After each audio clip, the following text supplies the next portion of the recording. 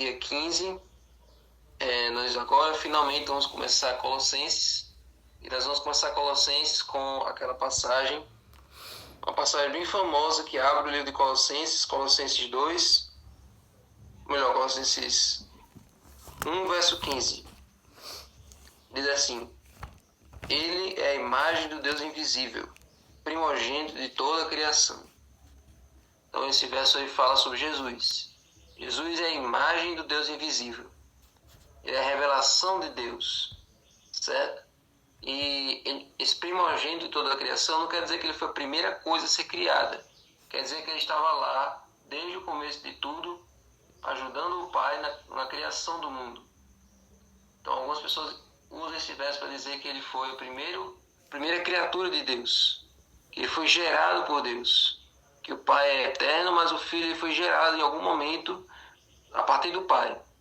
Mas a gente sabe que essa questão de Pai e Filho é só em questão de funcionalidade, porque o Filho glorifica o Pai.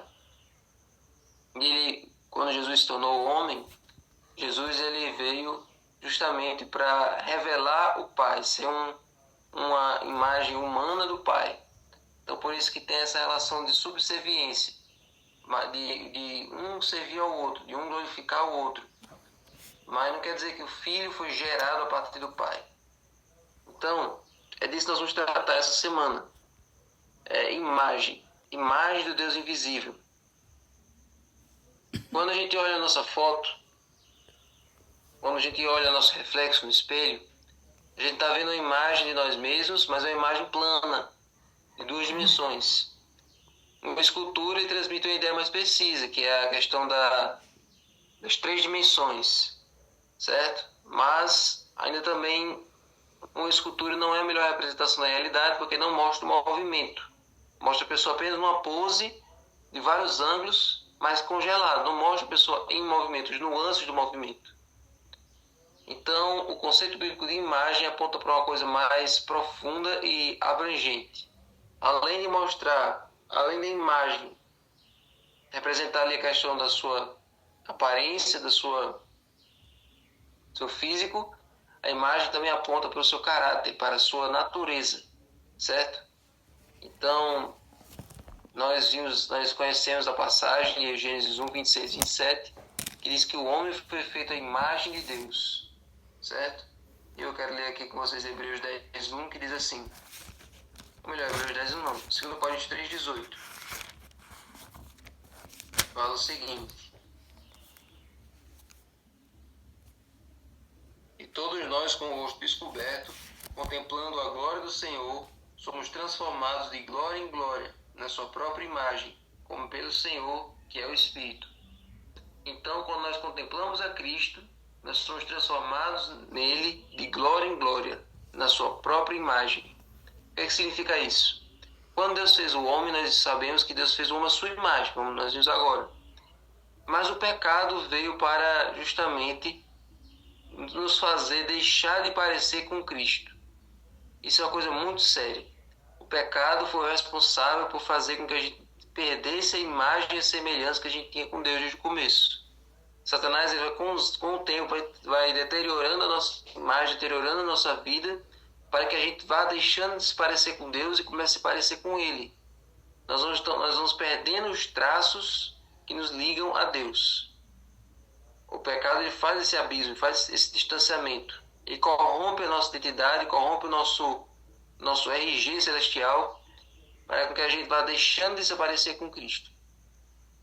No entanto, a gente ainda tem alguma coisa, a gente ainda tem algum detalhe, algum traço que nos liga a Deus. O pecado não consegue apagar totalmente o nosso DNA, a nossa ligação com Deus.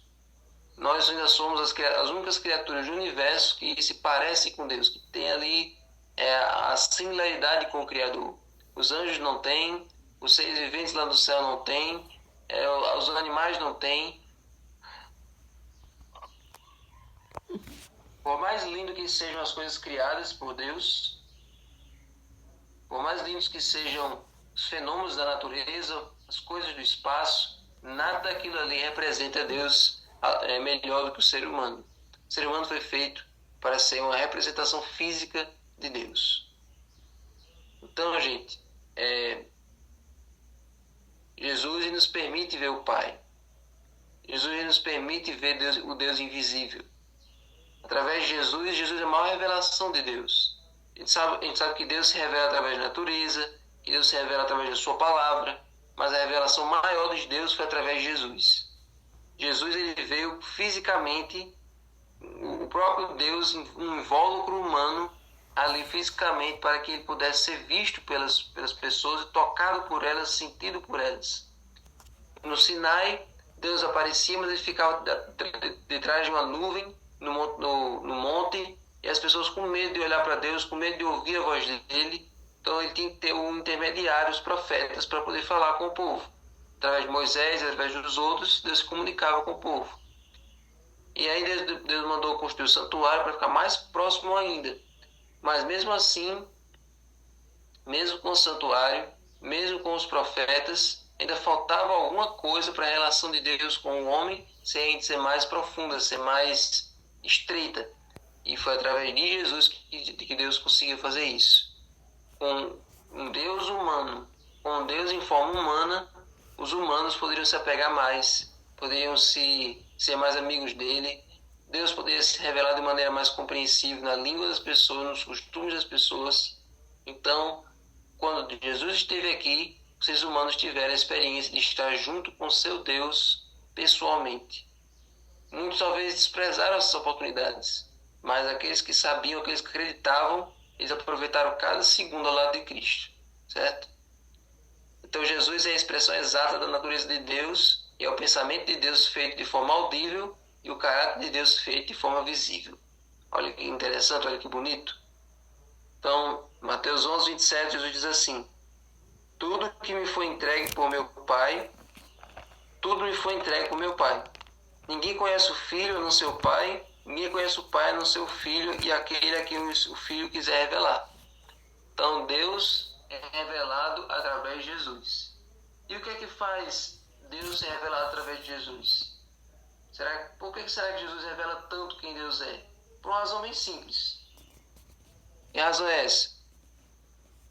João 1, verso 1 e 2. No princípio era o Verbo estava com Deus e o Verbo era Deus. Ou seja, o Verbo não é uma entidade separada de Deus. O Verbo estava com Deus e o Verbo era Deus. Aqui está falando de uma pessoa da Trindade. Que pessoa é essa? Verso 14. E o Verbo se fez carne e habitou entre nós, cheio de graça e de verdade, e vimos a sua glória, glória como do unigênito do Pai. Aquele Verbo que estava com Deus lá no princípio, que ajudou a Deus na criação do mundo, que era um com Deus, esse Verbo foi aquele que se fez carne, que se tornou ser humano. O Verbo é Jesus. Aquela pessoa da Trindade é Jesus. Então, isso implica dizer que Jesus e o Pai são um só. A Trindade é uma junção de três pessoas coeternas. É uma entidade chamada Deus, composta por três pessoas que atuam em frentes diferentes, em funções diferentes, em épocas diferentes. No Antigo Testamento foi a era de Jesus, foi a era de Deus, Deus o Pai. Depois, enquanto estava aqui na Terra, foi a época do Cristo, a época do Messias, certo? E da subida de Jesus até hoje é a era do Espírito Santo. Quer dizer que em cada era, quando uma pessoa estava trabalhando, as outras duas estavam de folga? Não. As duas continuavam trabalhando.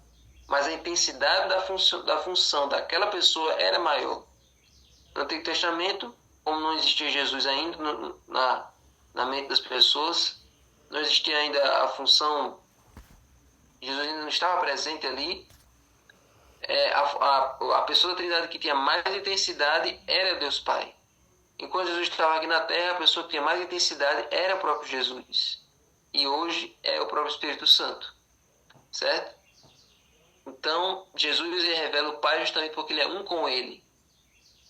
Então, Jesus descreveu isso de várias maneiras. Capítulo 10, verso 30. Eu e o Pai somos um. No 14:6. Ninguém vem ao Pai senão por mim. Por isso que eu botei essa música, do Caminho, Verdade e Vida. Os discípulos perguntaram a Jesus: Mestre, revela-nos o Pai, mostre para nós como é o Pai, como é Deus Pai. E Jesus disse: Eu sou o caminho, a verdade e a vida. Ninguém vai até o Pai se não passar por mim. Ou seja, para você chegar no Pai, você passa por mim. Eu sou o caminho para o Pai, porque eu sou um com Ele. Se você me conhece, você está conhecendo o Pai.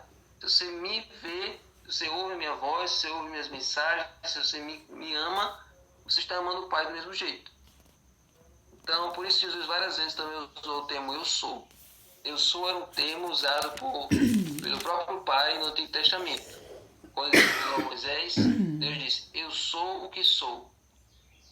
Então, esse termo eu sou é o nome de Deus na Bíblia. É o Yahweh, certo? E Jesus usou esse Yahvé, esse nome de Deus, várias vezes. Jesus usou isso para mostrar o quanto ele era próximo, o quanto ele era ligado a Deus. Tanto é que quando, olha aí, João 6,35, eu sou o pão da vida. João 8,12, eu sou a luz do mundo. João 10:11-14, eu sou o bom pastor.